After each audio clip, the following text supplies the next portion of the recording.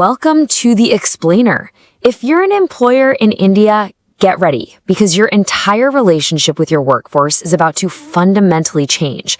We're talking about the new labor codes, a massive, massive overhaul of laws that have been around for decades.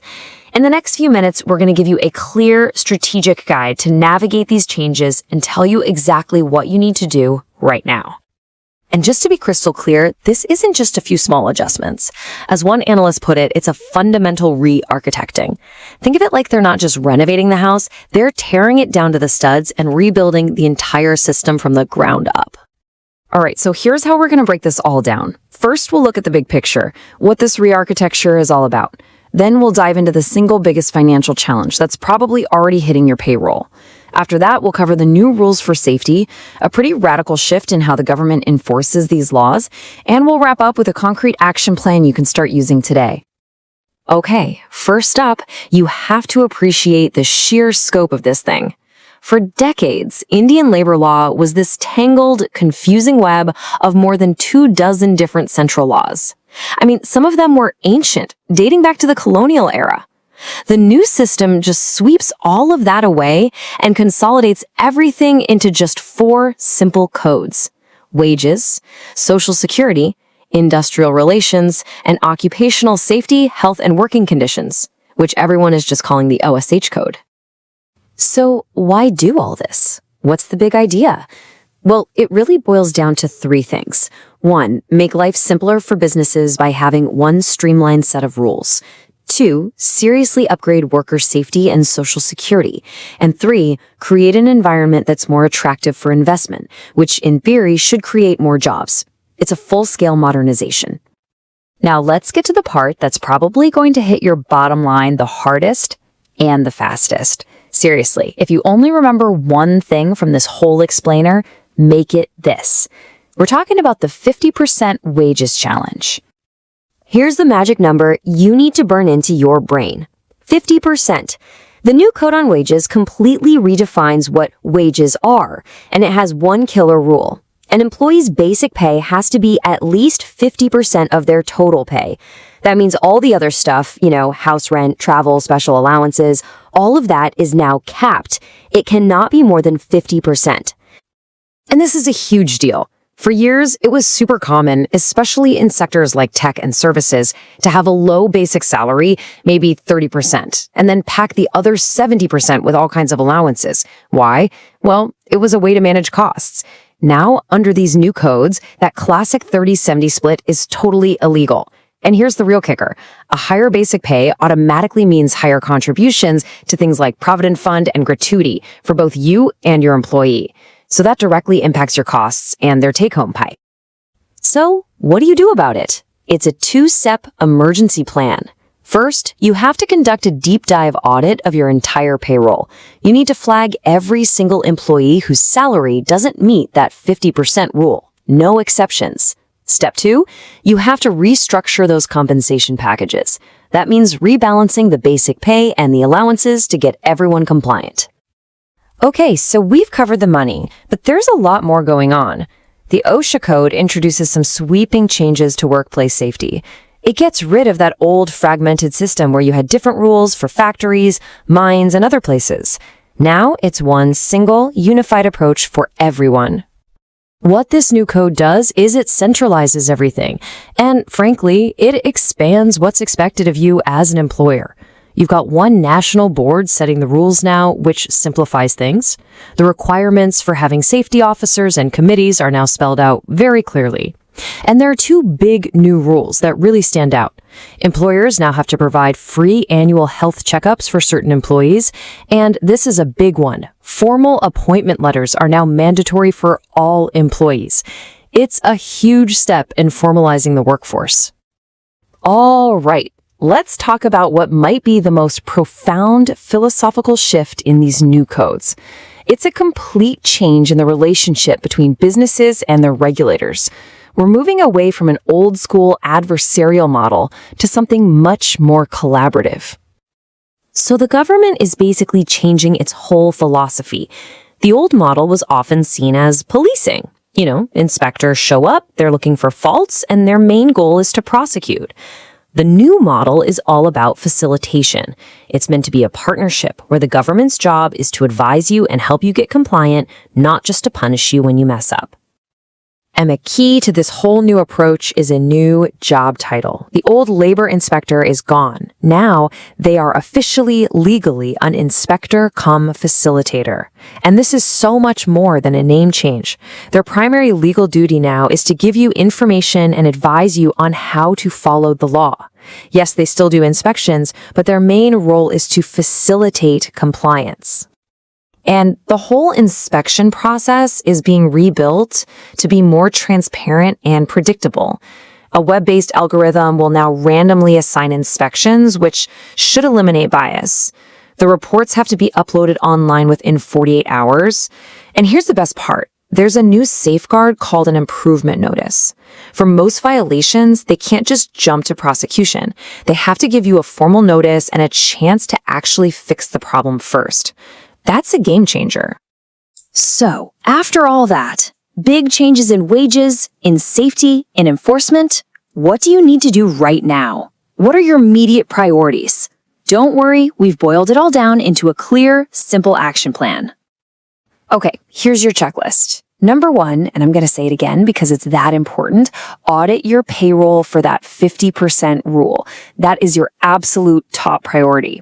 Next, go through all of your contracts with third-party labor and make sure they are properly licensed under the new codes. Third, get your house in order on the digital front. The new system requires unified annual returns.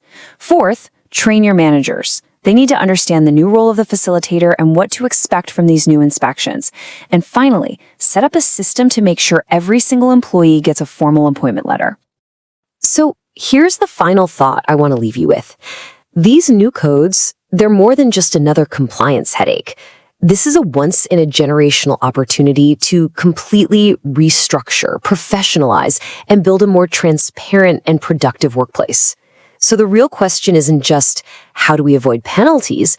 The real question is, are you ready to seize this opportunity to build a better organization?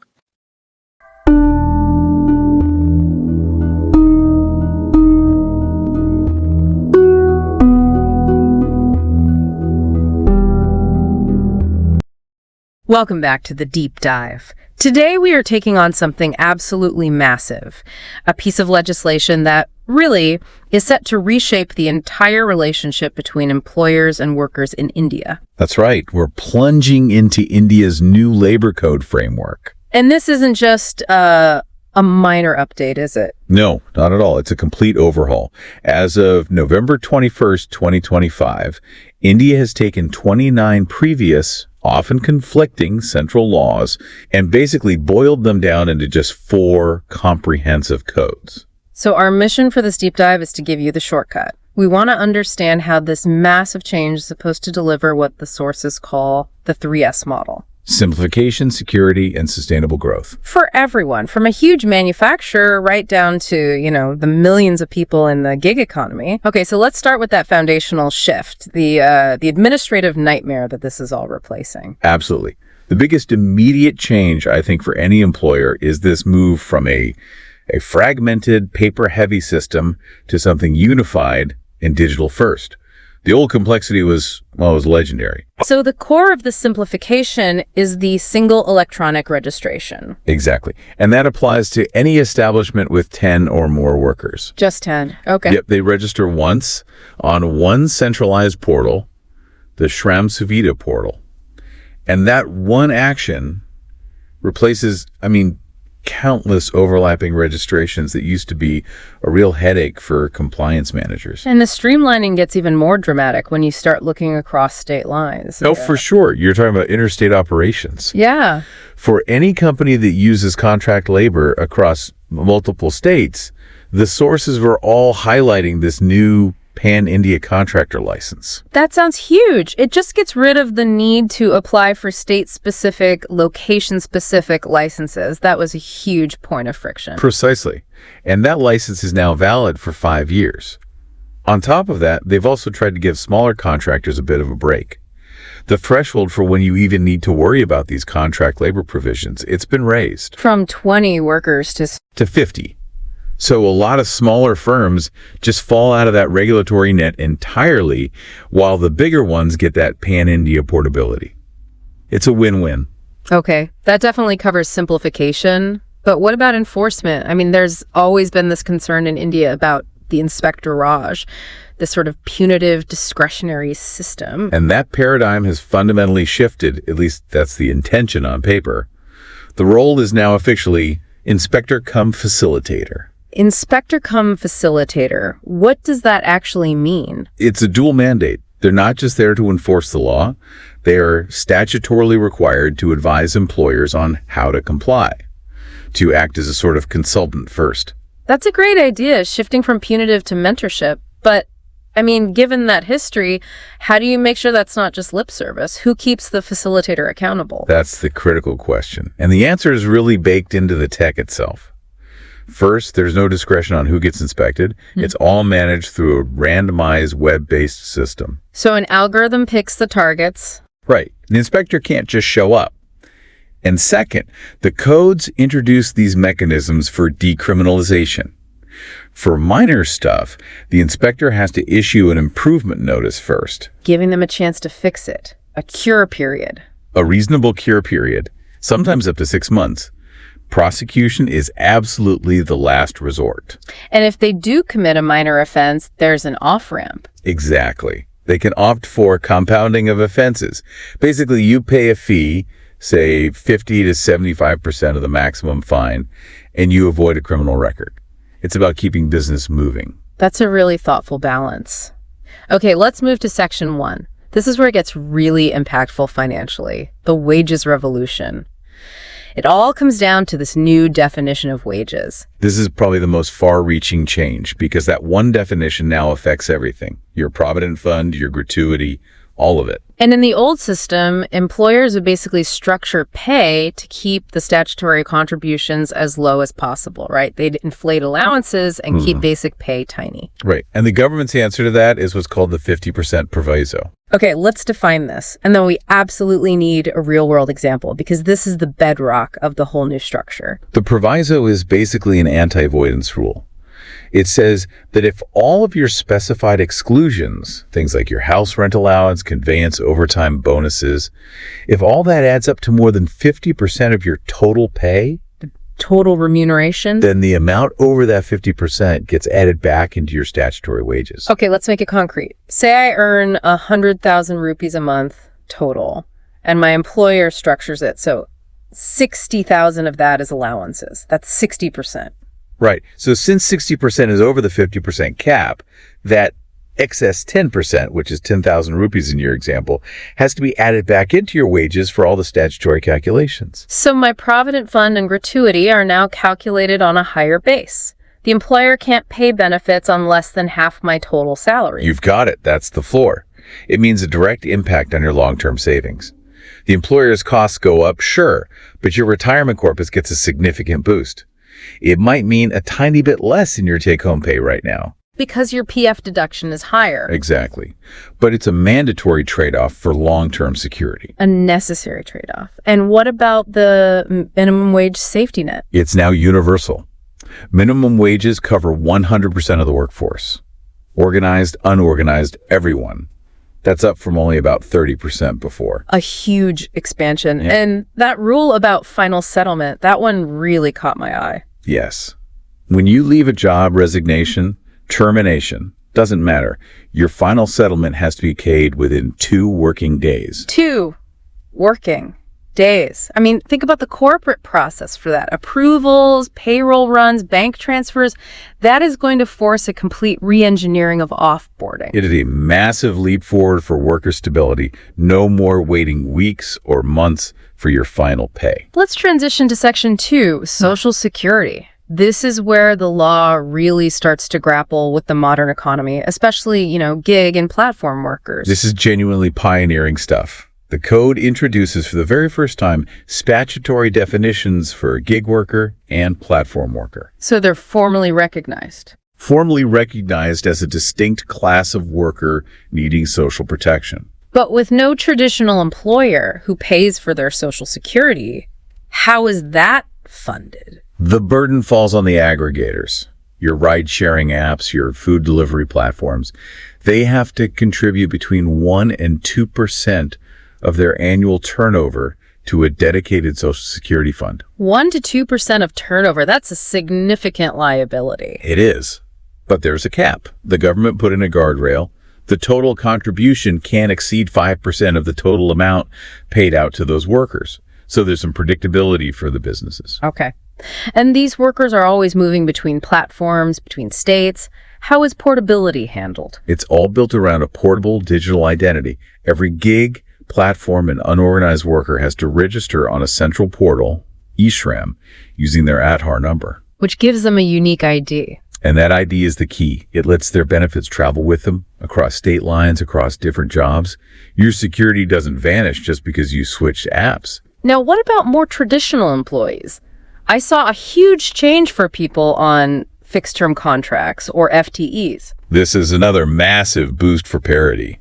FTEs are now eligible for pro rata gratuity after just 1 year of service. 1 year? That's incredible. The standard for permanent staff is 5 years. It is. This really puts them on a much more even footing.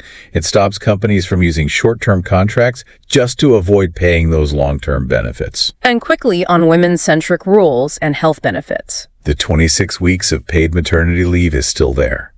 Creche facilities are now mandatory for any place with 50 or more workers, and night shifts for women are formally allowed, but only with their written consent and with guaranteed safety and transport. What about ESI, the health insurance scheme? Is it still patchy? No, that's gone. ESI is now universal, nationwide. And another big one, if you have an accident while commuting, just going from home to work or back, that's now considered an employment injury. You're covered. Wow. That is truly comprehensive reform. Okay, let's shift to our final section, industrial relations and workplace governance. First off, who even counts as a worker now?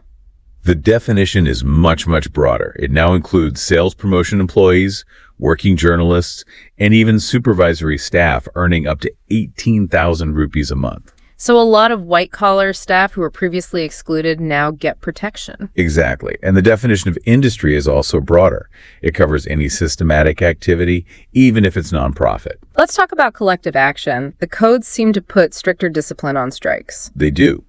The big change is the 14-day mandatory prior notice for any strike or lockout. That used to just be for public utilities like power and water. And now it is for everyone. Now it's for every single industrial establishment. Yeah. The goal is to give employers time to negotiate and avoid disruption. It promotes stability. It's a trade-off then. Stability for the employer in exchange for maybe less surprise leverage for the union. And they closed that casual leave loophole too, right? They did. If 50% or more of your workers take concerted casual leave on the same day, that is now legally defined as a strike. It needs that 14-day notice. Okay. And how are unions recognized for bargaining? There's a clear statutory framework now. To be the sole negotiating union, you need 51% membership. And if no one hits that number? Then you form a negotiating council with representatives from any union that has at least 20% support. It guarantees there's always a body to negotiate with. What about individual grievances? Does a worker still have to go straight to a tribunal? No, and that's a key change. Any place with 20 or more workers has to set up a grievance redressal committee or a GRC. And that's the first stop. Mandatory first stop. Yeah. Equal reps from employer and workers. And they have to resolve the issue within 30 days. It's designed to filter out the vast majority of conflicts before they ever hit the courts. And what about standing orders, the formal rules of the workplace? Another big change for flexibility. The threshold for needing those has been raised from 100 workers to 300. So a lot of medium-sized businesses now have more freedom to set their own service conditions. Finally, what about workers who are laid off? Is there any new protection? Yes. The Worker Reskilling Fund. When an employer retrenches a worker, they have to contribute 15 days of that worker's last salary into this central fund. And that money is used for what? Exclusively for retraining that specific worker. It shifts the focus from just severance pay to actively helping them get back into the job market. So looking at the big picture, it's a dual objective. You have this drastic reduction in the compliance burden for businesses. Single registration, pan-India license. And at the same time, a massive expansion of welfare, especially for vulnerable groups like gig workers and FTEs. It's a huge push for formalization. That's the essence of it. But, and this is the big but, we have to talk about implementation. Labor is a concurrent subject. Meaning both the center and the states have a say. Exactly. The central codes are just a framework. They only really come alive in a state once that state government frames and notifies its own rules. And we are seeing that federal friction playing out right now. We are. You have proactive states like Karnataka and Uttar Pradesh that have mostly gotten their rules in place. And then you have others like Tamil Nadu or West Bengal that have expressed reservations. Worried it might dilute their existing state schemes. Precisely. So until all the states are on board, that promise of true pan-India unification is still, a work in progress. And that friction brings us to our final provocative thought for you, the listener. The central codes create this amazing idea of portable social security, all tied to your Aadhaar-linked unique ID. But what happens when states like Karnataka start creating their own parallel welfare boards funded by a separate welfare fee? That's the question. What happens when your centrally registered portable digital identity runs into two different simultaneous contribution systems? One central, one state level. This overlap, this sort of regulatory double dipping. That's the next frontier of compliance you want to watch. A truly digital, unified system is the promise. But navigating that federal dynamic is the reality on the ground. Thank you for walking us through this. It's a monumental shift. My pleasure. It's an incredibly important story to follow. We hope you feel well informed and ready for this new landscape. Catch you next time.